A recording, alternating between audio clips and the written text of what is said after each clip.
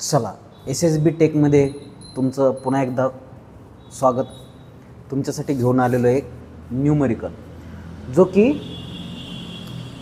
GTD सब्जेक्टचा आहे, generation transmission and डिस्ट्रीब्युशनमध्ये. Okay, तर electricity generate झाल्याच्या नंतर त्याचं इकॉनॉमिक कसं मेंटेन करावं, लोड ड्युरेशन कर्व काय असतो, लोड कर्व काय असतो हे आपण शिकलो. आता आपल्याला काय बघायचं आहे, या टाईपचा न्यूमरिकल जो परीक्षेला विचारतात. बघा, a generating station has the following daily load cycle. Okay, एका दिवसाची लोड सायकल दिलेली आहे आणि तुम्हाला काय काय काढायचं आहे. बघा, लोड सायकल दिली, हा टेबल दिला, याच फॉर्मॅटमध्ये प्रश्न असणार आहे. Draw the load curve and load duration curve and find maximum demand, unit generator per day, average load आणि लोड फॅक्टर. ओके, तर हे दिलेलं आहे आणि हे फाइंड आउट करायचे. ओके, तर असा न्यूमरिकल आला 6 मार्काला विचारतात ते.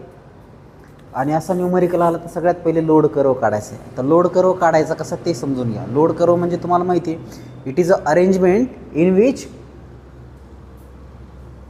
We are taken load on y axis and time on x axis. Okay, तर y ॲक्सिसला लोड घ्या, x ॲक्सिसला टाईम घ्या. समजा आपल्याला दिवसाचा लोड कर्व काढायचा आहे. ओके, तर 24 घंट्याचे हवर्स अशा पद्धतीने डिस्ट्रीब्यूट करा.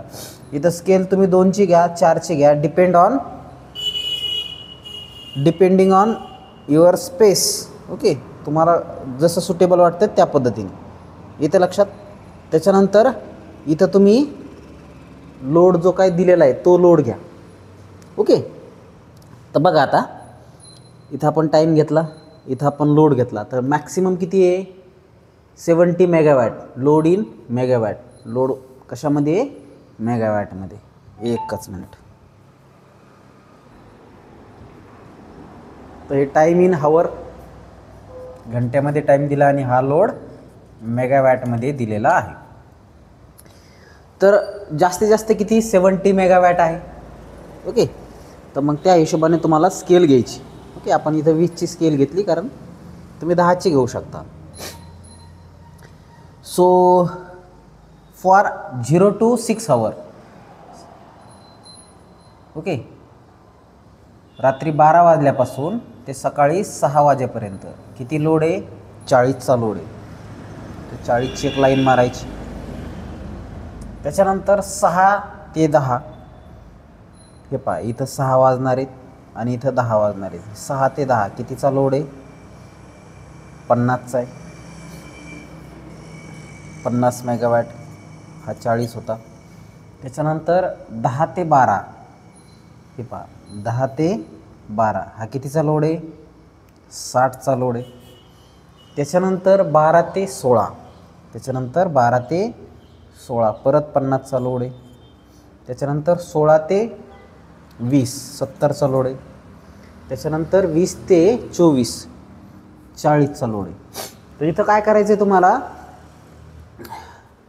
हा वेळ आणि हा मेगावॅट लोड हा तुम्हाला या पद्धतीने अरेंज करायचा आहे. तर याला काय म्हणतात, लोड ड्युरेशन कर्व म्हणतात, लोड कर्व म्हणतात.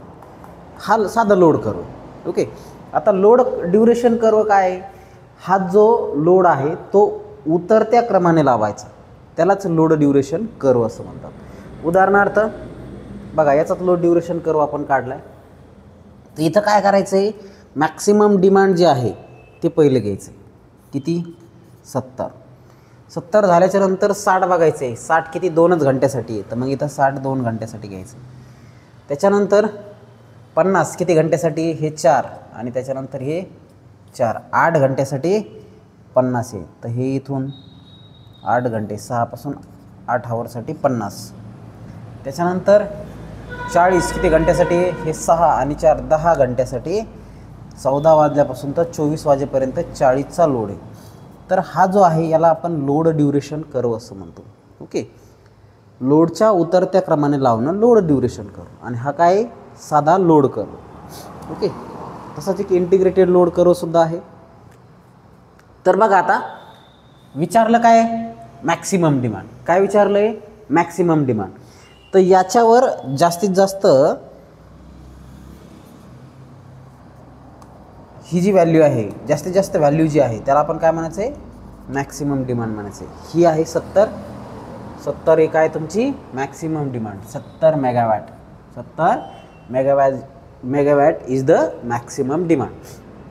त्याच्यानंतर युनिट जनरेटेड. नेक्स्ट क्वेश्चन काय, युनिट जनरेटर पर डे. तर मग इथं काय करायचं आहे तुम्हाला, हे ब्लॉक घ्यायचे आहेत बघा, 40 गुणिले 6. त्याच्यानंतर हा एरिया घ्यायचा आहे, 40 गुणिले 6 प्लस 50 गुणिले 2 या पद्धतीने. ओके, 40 गुणिले 6 प्लस 50 गुणिले 4 प्लस 60 गुणिले 2. हे किती हवरसाठी, 2च हवरसाठी ना. हे 4 हवर, हे 4 हवर, हे 4 हवर, 4 हवर, 6 हवर. ते 40 गुणिले 6 प्लस 50 गुणिले 4 प्लस 60 गुणिले 2 प्लस 50 गुणिले 4 प्लस 70 गुणिले 4 प्लस 40 गुणिले 4. याला सिम्प्लिफाय केलं तर येईल 1200 मेगावॅट हवर. तर हे कशामध्ये आलं आहे, मेगावॅटमध्ये, हवरमध्ये आलं आहे. आपल्याला पाहिजे कशामध्ये, किलोवॅट हवरमध्ये, कारण युनिट काढायचं ना आपल्याला. 1 युनिट इज इक्वल्स टू काय असतंय, 1 unit is equals to 1 kilowatt hour. Okay, 1 kilowatt hour. तर म्हणून याला 1200 इंटू 10⁻³ किलोवॅट हवर म्हणजेच युनिटमध्ये हे निघून जाईल. आता परत काय विचारलं आपल्याला, ॲव्हरेज लोड. ॲव्हरेज लोडचा फॉर्म्युला काय, number of unit generated in a day divided by hours in day. एका दिवसात किती हवर असतात, 24. मग 1200 इंटू 10⁻³ डिवायडेड बाय 24. तर हे आलं किती, 50,000 किलोवॅट. आता किलोवॅट आहे पण दिलेलं तुम्हाला कशामध्ये, मेगावॅटमध्ये. त्याच्यामुळे तुम्ही मेगावॅटमध्ये सुद्धा कन्वर्ट करू शकता. असं जरी दिलं तरी तुम्हाला ते मार्क्स मिळणार याच्यात. त्याच्यानंतर नेक्स्ट आहे लोड फॅक्टर. लोड फॅक्टरची डेफिनेशन काय आहे, it is a ratio of average load divided by maximum demand. Average load किती आहे, 50 मेगावॅट. मॅक्सिमम डिमांड किती आहे, 70 मेगावॅट. याला सिम्प्लिफाय केलं तर 0.7148 येईल. आणि हा फॅक्टर, याला युनिट नाही. येतं लक्षात. तर या टाईपचे न्यूमरिकल तुम्हाला 100% एक न्यूमरिकल परीक्षेमध्ये असतो म्हणजे असतो. तर 6 मार्क तुमचे कुठेही जाता कामा नाही. या टाईपचे न्यूमरिकलची प्रॅक्टिस करा. ओके,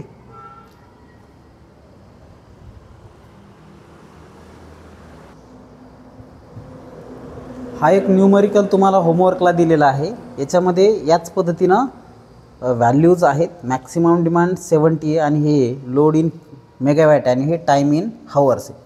तर या न्यूमरिकलमध्ये हेच पॅरामीटर फाइंड आउट करा. ओके, हेच पॅरामीटर फाइंड आउट करा. लोड कर्व काढायचा, लोड ड्युरेशन कर्व काढायचा आहे, maximum demand, unit generator per day, average load, load factor, हे सगळे पॅरामीटर फाइंड आउट या न्यूमरिकलसाठी करायचं.